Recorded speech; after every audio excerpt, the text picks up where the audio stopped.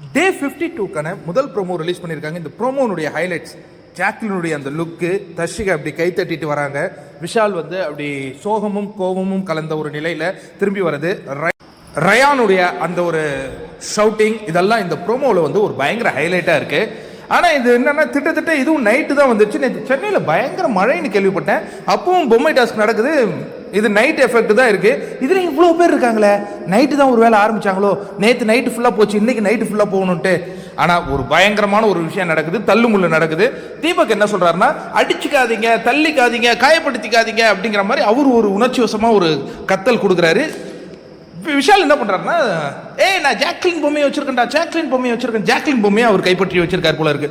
இன்னொரு புறம் பார்த்தீங்கன்னா அது பிக்கப் பண்ணிட்டு போயிட்டாரா என்னன்னு தெரியல, ரயான் அவரு உள்ள நின்று தோ இருக்கடா அப்படிங்கிற மாதிரி ஏதோ சொல்ற மாதிரி இருக்கு. ஆக்சுவலா ரயான் சொல்றது எனக்கு சரியா கேட்கல. யாராவது கேட்டிருந்தா கமெண்ட்ல நம்மகிட்ட ஷேர் பண்ணுங்க.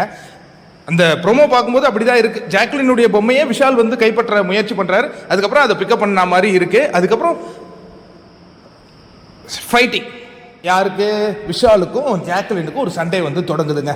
அதாவது என்னன்னா, வேணுங்கன்னே அடிப்பாங்களா அப்படிங்கிற மாதிரி இவரு கேட்குறாரு. நீ அடிச்சேன்னு சொன்னா அந்த புரிதல் உனக்கு இருந்தா ஓகே அப்படிங்கிற மாதிரி அந்த நிகழ்வு போகுது.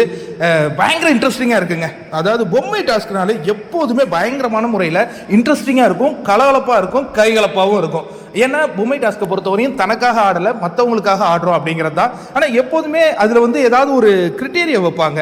இந்த முறை நாமினேஷன் ஃப்ரீ பாஸா இல்லை பெஸ்ட் பர்ஃபார்மரா என்ன கொடுக்க போறாங்கிறத பிக் பாஸ் அறிவிக்கல. அதுவே போட்டியாளர்களுக்கு ஒரு மிகப்பெரிய கியூரியாசிட்டியாக இருக்கு. இதில் நம்ம விட்டுறவே கூடாது அப்படின்னு.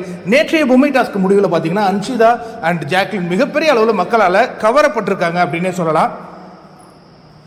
இன்றுக்கும் அவங்க ரெண்டு பேரும் ஆட போறாங்க. இப்ப முதல் ப்ரோமோல மாஸ்க் காட்டிட்டு இருக்காங்க. ஒரு புறம் ஜாக்லின், விஷால், என்ன நடக்க போகுது பொறுத்திருந்து பார்ப்போம்.